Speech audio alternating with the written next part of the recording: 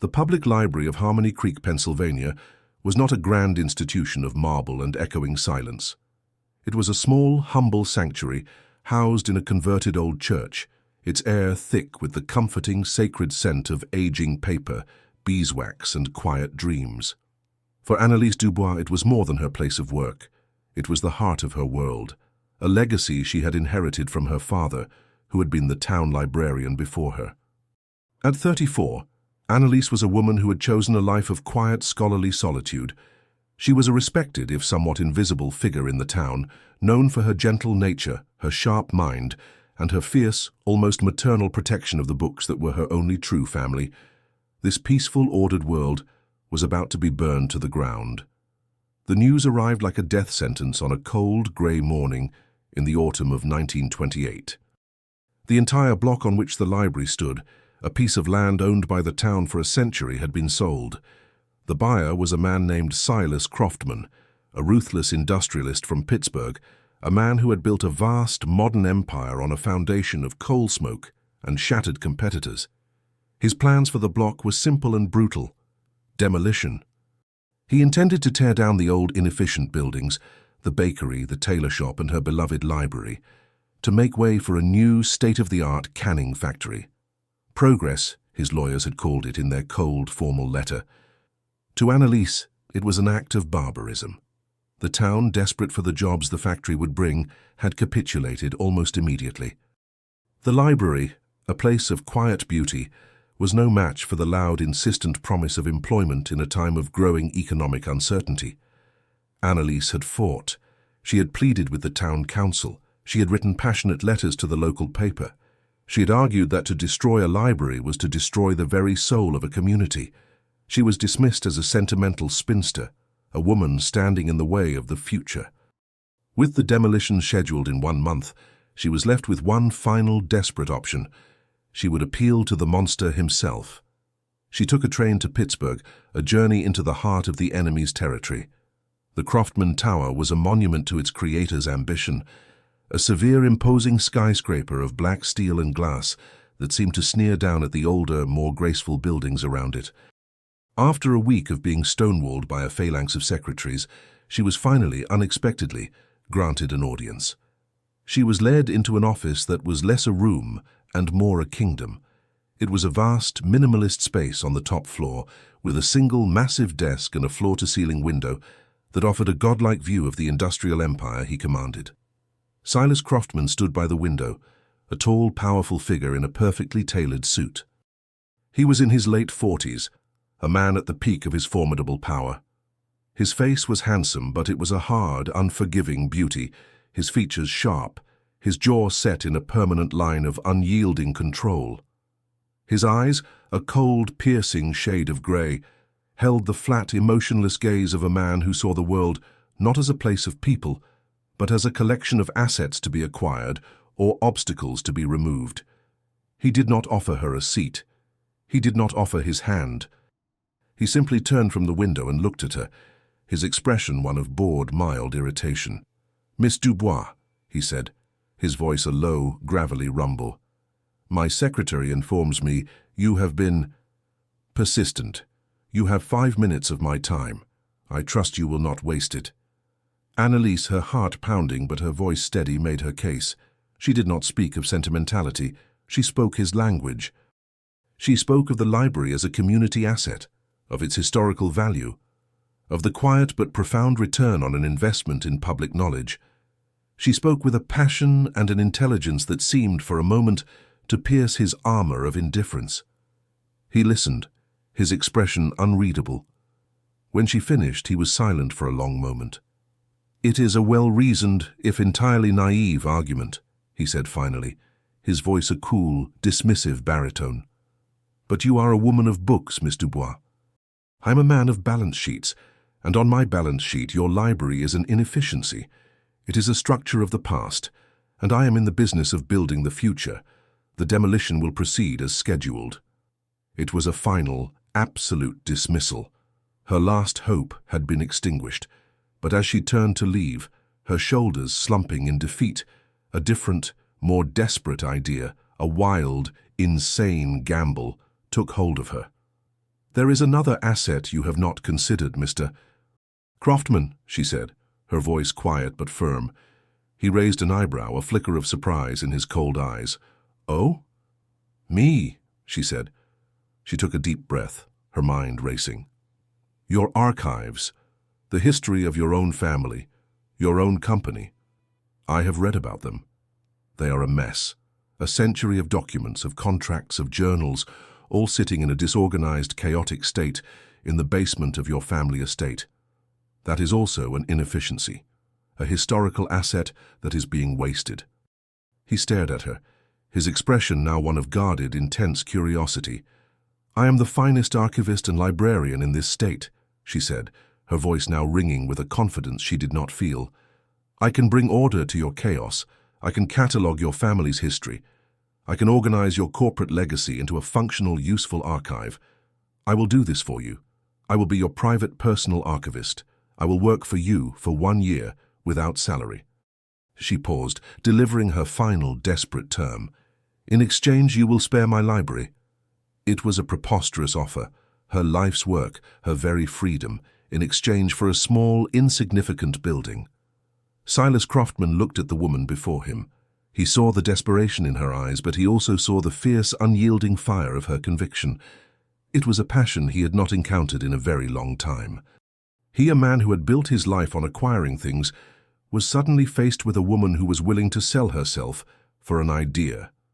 It was the most illogical and most intriguing business proposition he had ever received.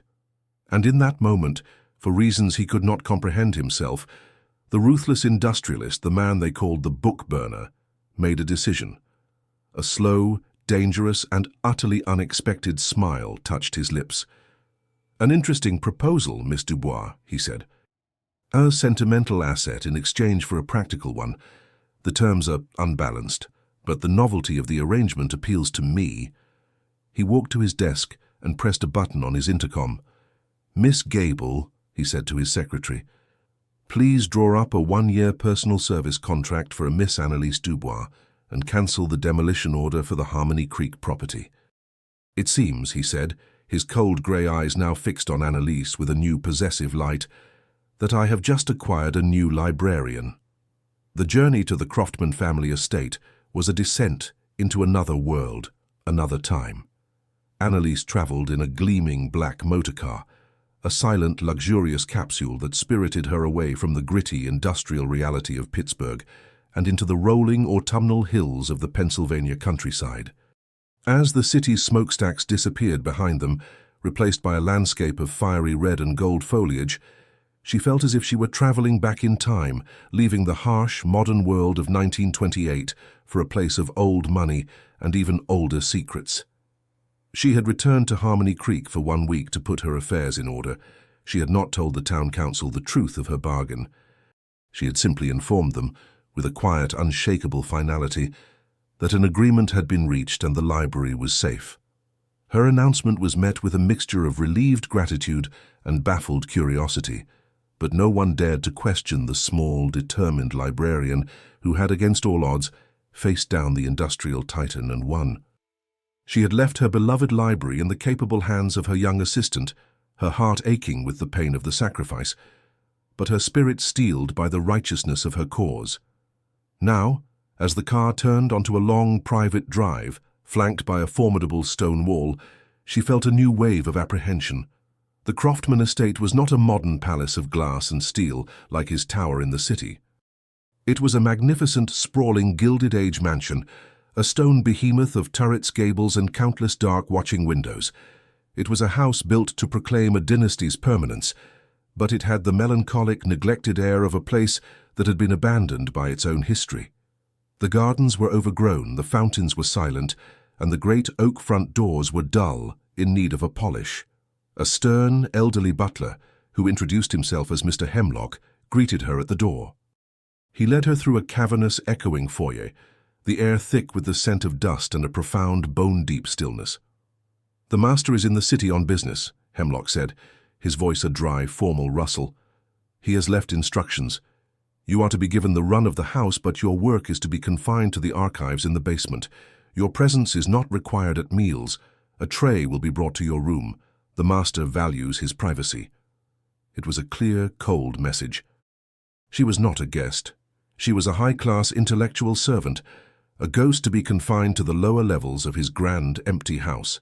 The room she was given was a large, once beautiful chamber, filled with heavy, dust-sheeted furniture. It was clear that no one had stayed there in years.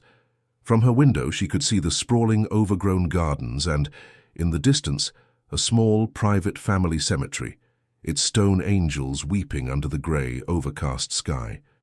It was a place of beautiful, profound sorrow. Her true domain, however, lay beneath. Hemlock led her down a narrow, winding staircase to the basement. He produced a heavy iron key and unlocked a massive oak door. "The Croftman Archives," he announced with a complete lack of ceremony, and pushed the door open.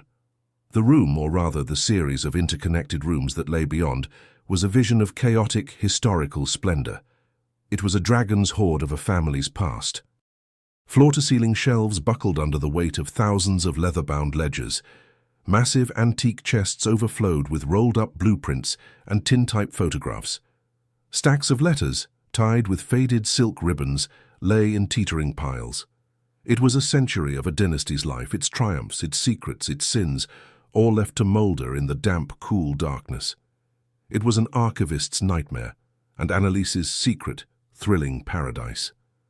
"The master has only one rule, Miss Dubois," Hemlock said, as he lit a series of bare electric bulbs that cast a harsh, institutional glow on the scene. "You are to organize.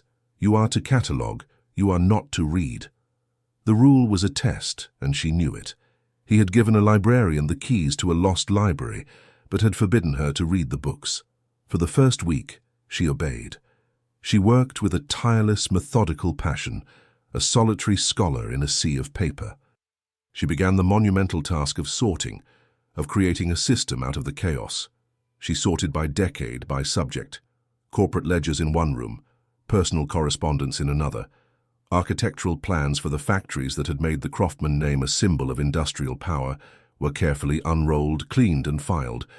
She was not just sorting paper, she was piecing together the story of a family. She saw the ruthless ambition of Silas's grandfather, the man who had founded the empire. She saw the quiet artistic sensibility of his father, a man who had collected rare books and funded the arts, a man who seemed entirely at odds with his own industrialist world. And then she began to find the ghosts of Silas's own past. A small, beautifully crafted child's rocking horse tucked away in a corner, its paint faded.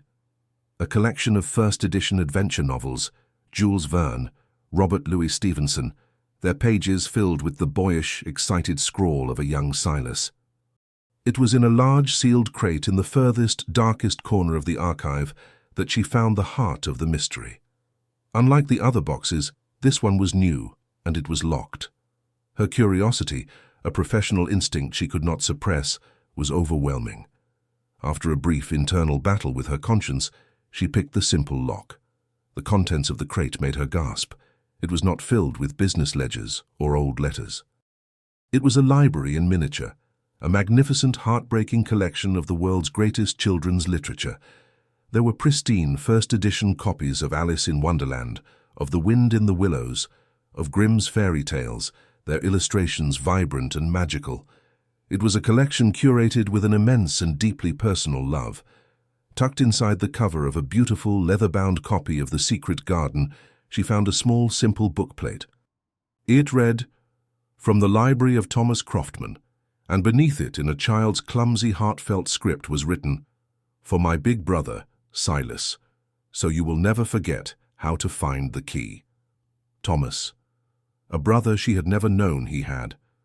The discovery of this secret, hidden library of innocence and love, in the heart of the cold, dark archive of a man the world called the book burner, was a profound and disorienting revelation. The monster she had agreed to serve was a man who had once been a boy who loved stories. She was still kneeling before the open crate, the copy of The Secret Garden in her hands, when a cold draught of air swept through the room. She looked up, her heart leaping into her throat. Silas Croftman stood in the doorway. He had returned from the city a day early. His face was an unreadable granite mask, but his cold grey eyes were fixed on the open crate, and on the book in her hands. He looked not just angry, he looked devastated. "I believe," he said, his voice a low, dangerous whisper that was colder than the stone walls around them, "that I gave you a very specific instruction, Miss Dubois. You were not to read." She had been caught. She had trespassed not just into a locked crate, but into a locked and deeply wounded corner of his soul. And in the cold, hard glare of his eyes, she saw not just the fury of an employer whose rule had been broken, but the profound, aching pain of a man whose oldest, most sacred wound had just been ripped open. The silence in the dusty archive was absolute, a thick, suffocating blanket, broken only by the frantic, panicked beating of Annelise's own heart. She remained kneeling on the cold stone floor, the copy of The Secret Garden clutched in her hands like a talisman, her gaze locked with Silas Croftman's. His face was a mask of cold, controlled fury, but it was his eyes that held the true story. They were a maelstrom of warring emotions, a flash of raw, unguarded pain, a flicker of profound, heartbreaking sorrow, and beneath it all, a deep, burning anger directed not just at her, but at the world, at the memory she had so carelessly unearthed. "I told you not to read," he repeated, his voice a low, dangerous whisper that was more terrifying than any shout. He took a step into the room, and the door swung shut behind him with a soft, final thud, sealing them in together with the ghosts she had just awakened. I apologize, Mr. Croftman," she stammered, her voice a reedy whisper. "It was unprofessional. My curiosity, it got the better of me." "Your curiosity," he said, his voice laced with a bitter, cutting sarcasm, "has led you into a room that has been sealed for 25 years. A room you had no right to enter." He gestured to the open crate, to the beautiful, pristine children's books. "This is not a part of your work. This is not a part of our contract. This is a private matter." "It was your brother's library, wasn't it?" she asked softly, her fear momentarily eclipsed by a wave of profound, overwhelming empathy. "Thomas." The sound of his brother's name, spoken aloud in this forgotten room for the first time in a quarter of a century, seemed to strike him with the force of a physical blow. He flinched, a crack in his granite-like composure.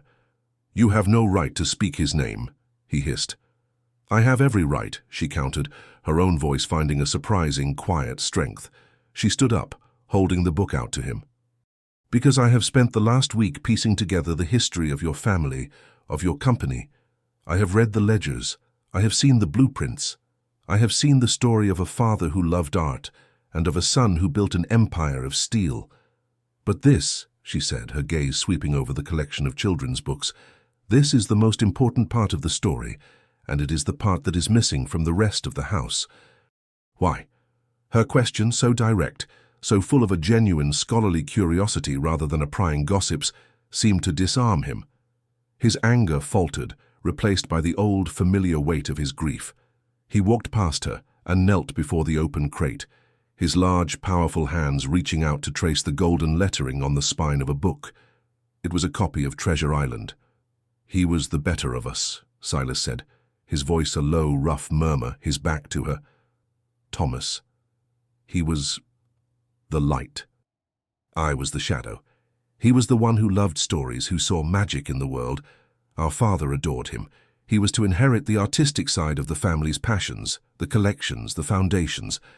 I was the second son, the practical one. I was given the factories, the coal mines, the dirty work." He was silent for a long moment, lost in a memory. "We were inseparable. This house, these grounds, this was our kingdom." "The secret garden from that book," he said, nodding towards the volume in her hand. "We built one of our own in the woods behind the old cemetery." He finally turned to look at her, and his eyes were full of a raw, unguarded pain that shattered her heart. There was a fire, not in a factory, in the library, in the main house, a faulty wire in a reading lamp. It was late at night. "Thomas." He went back in. He went back in to save a book, a first edition our father had given him for his 10th birthday. His voice broke. He never came out. He stood up, his face a mask of stone once more, the vulnerability locked away. The fire took him. It took my parents' joy. It took the light from this house. My father, in his grief, blamed the books. He saw them as the source of the tragedy. He ordered every storybook, every volume of poetry, every novel in this house to be packed away, to be locked in this basement, to be forgotten. He decreed that the Croftman name would no longer be associated with the frivolous, dangerous world of stories. It would be a name of steel, of industry, of power. He turned his back on beauty, and he taught me to do the same. He looked at her, at the librarian who had made a deal to save her own temple of books. That is why they call me the book burner, Miss Dubois. It is a title I have earned. I have spent my life tearing down the old, the sentimental, the inefficient, libraries, theatres, old family businesses, because I was taught that they were weaknesses, that they were the things that could take away everything you love. In that moment she understood everything. The coldness, the ruthlessness, the profound aching emptiness of his life. He was not a monster. He was a boy who had lost his brother, a man who had been taught to fear the very things that had once brought him joy. His entire life had been a war against his own heart. An immense, overwhelming wave of compassion washed over her. She saw not her jailer, not the man who was set to destroy her own beloved library. She saw a fellow soul, a man who, like her, had built a fortress around himself to protect a wounded heart. She walked towards him, her own fear completely gone, replaced by a fierce, urgent need to reach him, to show him that he was wrong. She stopped just before him, so close she could see the profound, lonely pain in his grey eyes. She did not offer him words of pity. She offered him the one thing she knew he understood, a choice. "You have a decision to make, Mr. Croftman," she said, her voice a quiet but powerful challenge. "You can continue to live in the world your father built for you, a world of shadows and balance sheets, a world where books are a liability to be locked away." She paused. "Or you can choose to honor the world your brother believed in, a world where stories have the power to heal, a world where, even after the most terrible fire, a secret garden can, with patience and care, be brought back to life." She held out the copy of The Secret Garden to him, a simple, powerful offering, a key. He looked from the book in her hand to her face, at her intelligent, empathetic eyes that were not looking at him with judgment, but with a profound, unwavering understanding. She was not just a librarian.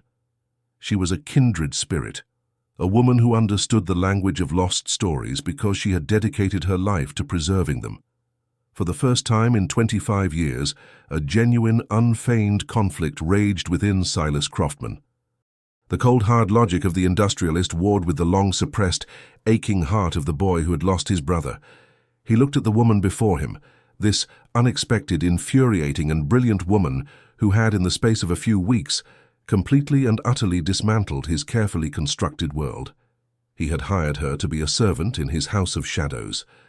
He was beginning to realize that she was, in fact, the only light that had entered it in a quarter of a century.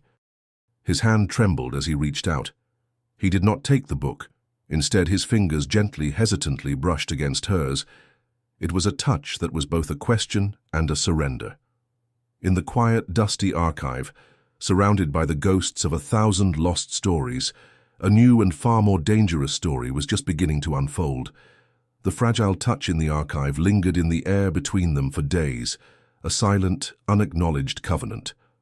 The dynamic had shifted. Silas no longer treated Annelise as an employee, a cog in the machinery of his household. He sought her out, his conversations no longer limited to the books in his library, but extending to the very business that had made him his fortune.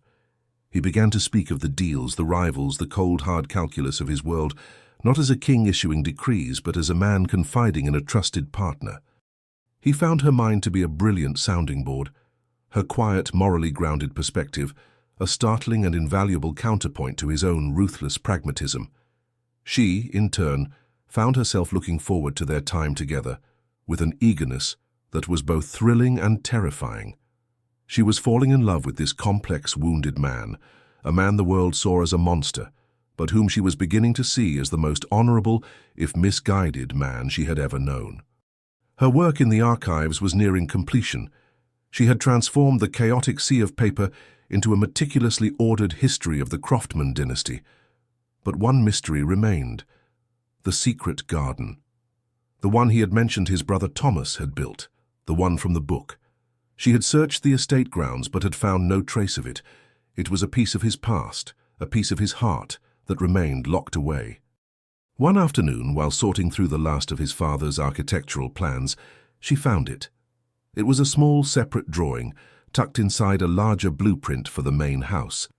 It was a detailed plan for a magnificent walled garden, hidden deep in the woods at the far edge of the estate. And at the bottom, in his father's familiar, elegant script, were the words, "For Thomas, a world of his own." But the entrance on the map was marked with a strange, cryptic symbol. She brought the blueprint to Silas that evening. He stared at it, his face a mask of profound, long-buried sorrow. "I had forgotten," he whispered. "After the fire, my father had the entrance sealed, walled up. He wanted it erased, along with everything else Thomas loved." "The symbol," Annelise said softly, pointing to the drawing. "It is not architectural. I believe it is a clue, a key." For the rest of the evening they worked together, a team once more, trying to solve the final puzzle of his family's past. It was a puzzle of the heart, not of business. The symbol, she finally realized with a jolt of inspiration, was from the bookplate in the secret garden. It was a rebus, a visual pun. The symbol for an eye, a heart, and a tree. "I love trees." It was a simple, childish password. "I know the place," Silas said, his voice a low, excited murmur. There was an ancient oak tree at the edge of the woods, a place he and his brother had played as boys. A tree with a single, unusually carved knothole that looked like an eye. The next morning they walked together into the woods. They found the old oak tree, and there, deep inside the knothole, they found a small rust-eaten iron key. It was the key to the garden. The entrance, a small, unassuming stone door set into a high wall, was completely overgrown with ivy, invisible to the world. The key turned in the lock with a rusty, grating shriek, the sound of a long-forgotten memory being forced back into the light. When they pushed the heavy door open, they both gasped. The secret garden was not dead. It had been left to its own devices for a quarter of a century, and in its solitude, it had grown into a wild, untamed paradise. Roses had climbed the walls in a riot of color. Wildflowers had choked the neat, formal pathways. A small stone fountain in the center was covered in a beautiful green carpet of moss. It was a place of profound, breathtaking, and slightly melancholy beauty. It was the soul of his lost brother, preserved in time.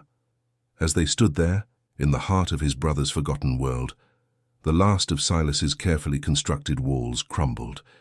He sank onto a stone bench, and the grief he had suppressed for 25 years finally, completely, overwhelmed him. He wept. He wept for his brother, for his parents, for the lonely, empty life he had led. Annelise did not speak. She simply sat beside him, her hand resting on his back, a silent, steady presence. She let him grieve. She was his sanctuary. When his tears finally subsided, a profound, cleansing peace settled over the garden. He looked at her, his eyes red-rimmed but clear, full of a raw, unguarded vulnerability. "Thank you, Annelise," he whispered, his voice a raw, broken thing. "You have not just organized my family's past, you have given it back to me. You have given me back to me." He reached out, his hand gently cupping her face. "I have been living in a house of shadows for so long, I had forgotten what the sun felt like. You are my sun." He leaned in, and in the wild, beautiful, and secret heart of his brother's garden, he kissed her. It was a kiss of profound, overwhelming gratitude, a kiss that sealed the healing of his soul. It was the kiss of a man who had finally, after a lifetime of exile, come home. He pulled back, his eyes shining with a new, powerful, and unshakable certainty. "The contract we signed was for a year of your life," he said, his voice a low, reverent murmur. "It is not enough. I want all of them. Marry me, Annelise Dubois, not as a part of a deal, but as my partner, my love, my wife. Help me bring this garden, and this house, and my own heart, back to life." She looked at this magnificent, broken, and beautiful man, and her own heart was so full of love, it felt as if it might burst. "Yes, Silas," she whispered. 1,000 times, yes." Their engagement was a quiet, private affair, a promise made not for the world, but for each other. The year-long service contract was ceremoniously burned in the library fireplace, its ashes a symbol of the end of their old arrangement and the beginning of their new life. They were no longer a master and his servant. They were partners, equals, two souls united by a shared purpose. That purpose now became the restoration of the secret garden.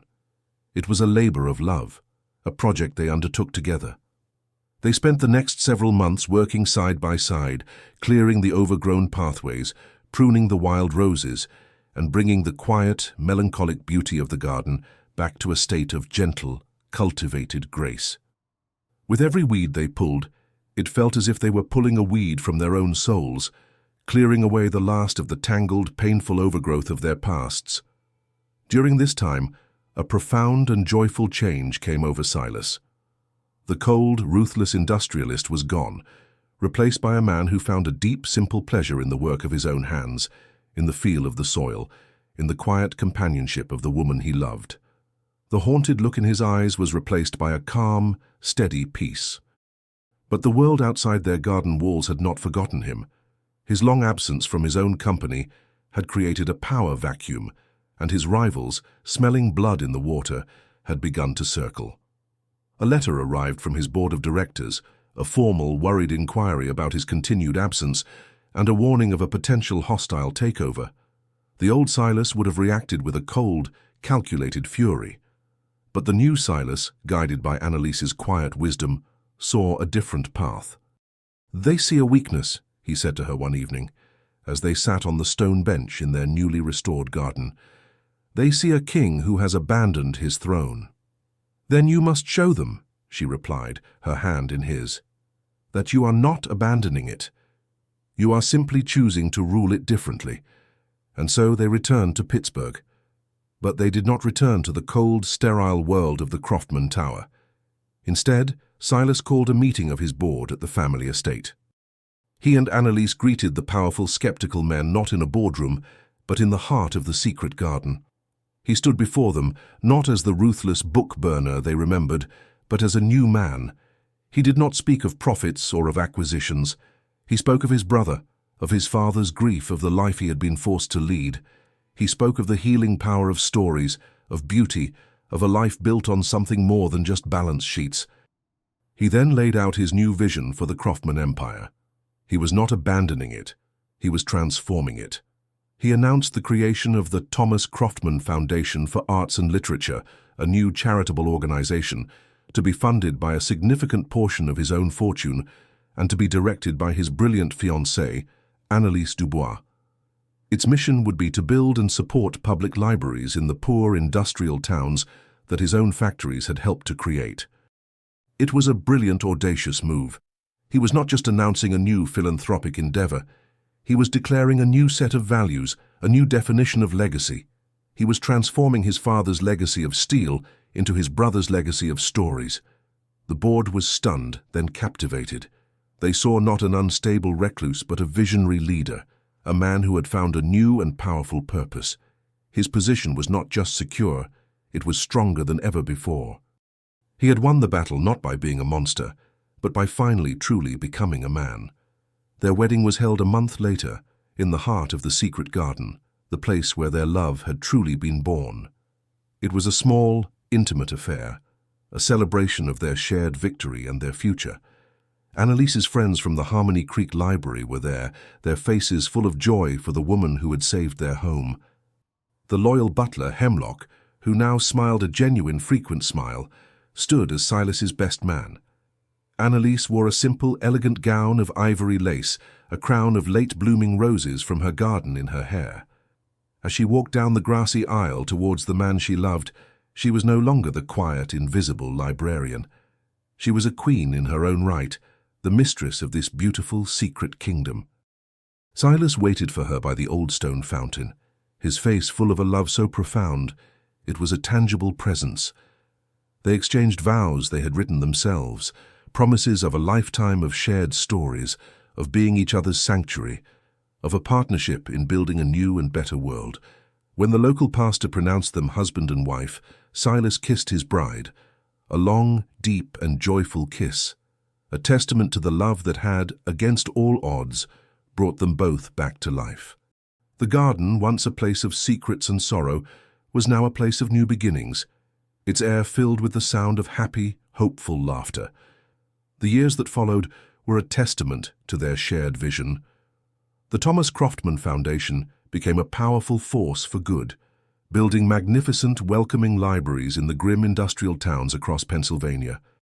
These libraries were not just buildings, they were beacons of hope, places of learning and community, each one designed by Annelise with the same love and care she had devoted to her own small library in Harmony Creek.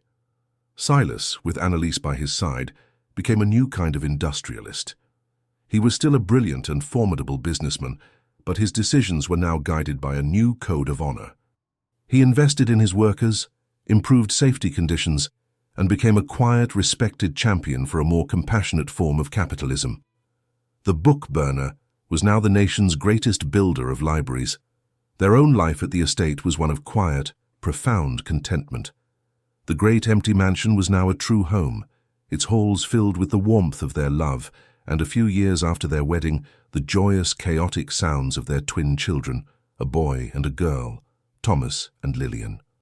One bright summer afternoon, some 10 years after they had first met in his cold Pittsburgh office, Silas and Annelise stood on a hill overlooking the town of Harmony Creek. Below them, nestled in the heart of the town, stood a beautiful new brick building, its large windows gleaming in the sun. It was the newest and most personal of their projects, the new Harmony Creek Public Library, built on the very spot where the old, threatened building had once stood. Today was its grand opening. The entire town was there, a vibrant, happy crowd celebrating the beautiful new heart of their community. "It's funny," Annelise said, her head resting on her husband's shoulder. "My journey with you began because I was trying to save one small, humble library. I never dreamed it would lead to all of this." "You did not just save a building, my love," Silas said, his arm wrapped securely around her.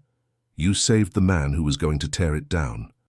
You reminded me that the greatest stories are not found in ledgers, but in the human heart." They watched as their children, now bright, curious 9-year-olds, ran down the hill to join the celebration, their laughter echoing in the clear summer air. Their legacy was not just in the buildings they had built, but in the family they had created, in the love they had nurtured from the ashes of their separate, lonely pasts. Years later, an elderly Silas and Annelise sat on a familiar stone bench in the heart of the secret garden. The garden was a masterpiece, a testament to a lifetime of shared care. Their children were grown, now partners in the foundation, carrying on their parents' legacy. He was reading to her, as he so often did, from a worn, beloved copy of The Secret Garden. His voice, once a cold, hard instrument of business, was now a low, gentle rumble, full of a deep and abiding love. "They say," he murmured, closing the book and looking at his wife, "that every man has a beast inside him, a part of his soul that is wild and broken and full of old wounds." He took her hand, its skin as soft and as delicate as a dried flower petal. "My beast was a creature of anger and grief, a lonely monster that lived in a dark, locked room." He smiled, a gentle, loving expression that had long since replaced his old, cold mask. "And then you came along, my quiet, courageous librarian. You were not afraid of the darkness. You simply walked into the room and with the key of your own kind heart, you let the beast out into the garden." She leaned her head against his shoulder, a contented smile on her face. "He was never a monster, Silas," she whispered. "He was just a beast who had forgotten the way to his own secret garden, a beast of lost stories." "And you," he said, his voice full of a love that was as deep and as timeless as the stories on their shelves, "are the beautiful final chapter of every single one of them." They sat together in the quiet, perfect peace of their garden, two souls who had found each other in the ruins of the past and had, together, built a magnificent, enduring love story for the ages.